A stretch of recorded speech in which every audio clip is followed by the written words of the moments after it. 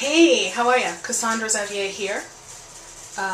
Sunday, July 28th, 2013, Philadelphia, Pennsylvania. I'm also known as Amrita Waterfalls and Amethyst. Ra, R-A-H. So today I want to call this thing that I'm going to say, I want to call it Never Hold Back a Compliment.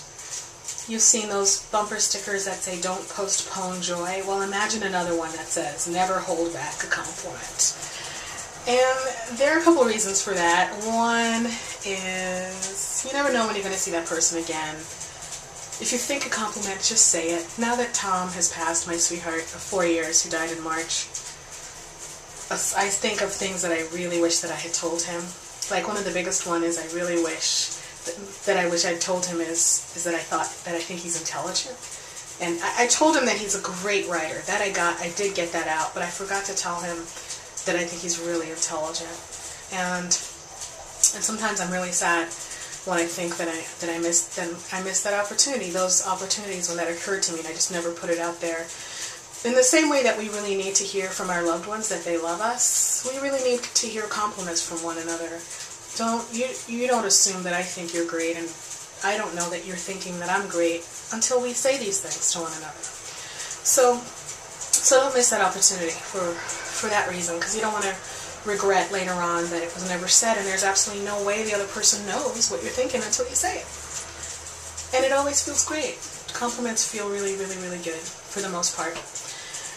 And another reason, which prompted me to make this video, another reason is you don't want somebody else to beat you to the punch.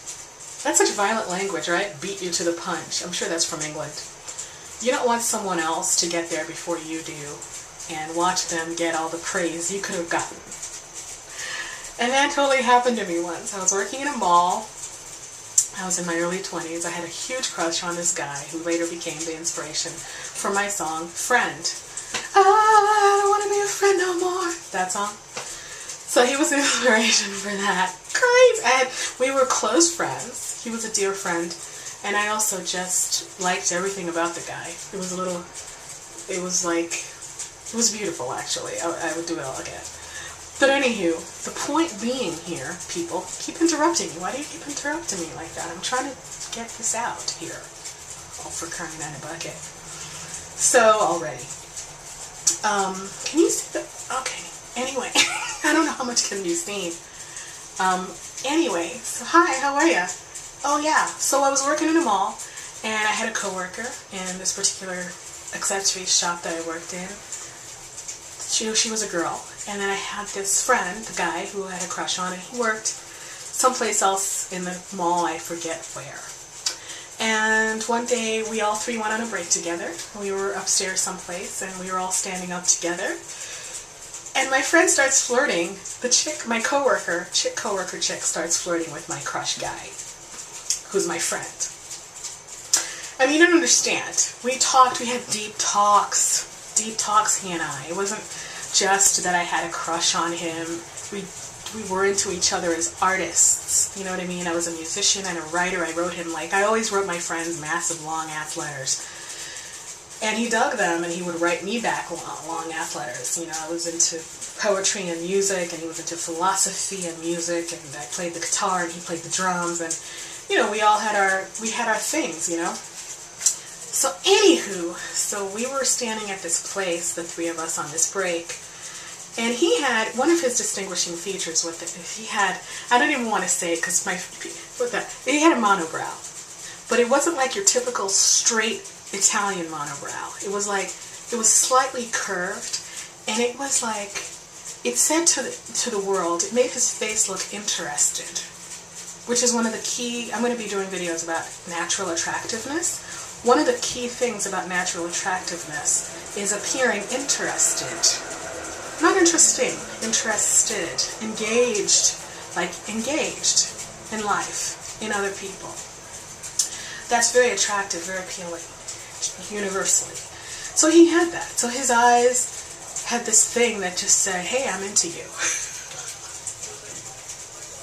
They did. You probably had no idea that that's how it looked. So she looks up at him. She's like, and she's all confident. And I had all my complexes, and so I wasn't confident. So I never said this to him. So she's all confident, and she's like, so she just says, hey, I really like that. That's hot. That's cute. And he starts laughing, and he's just like, he's laughing like because he's so tickled. He's tickled.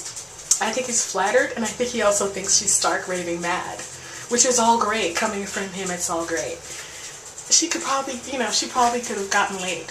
She probably, you know what I mean? Like, he probably could have just enjoyed her company just because he, if you make someone laugh, before you know it, you're in bed with them.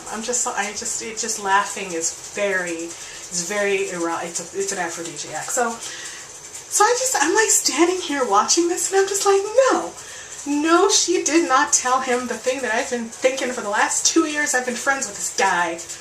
Like, here I am not saying it, and then she says it, and he's like, practically jizzing his shorts over it. Like, I was really, really not happy. I was like, so, let this be a lesson to you. If you ever want to pay someone a compliment, just say it.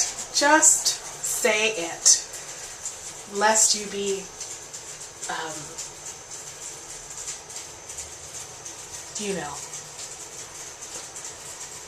I don't want to say beaten to the punch, but lest you be,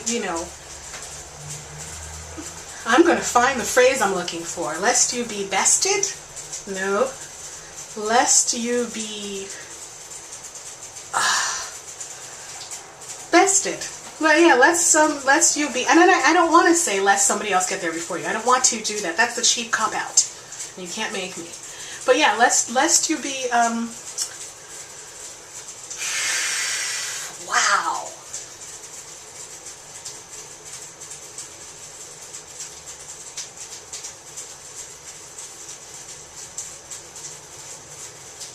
No, I got nothing.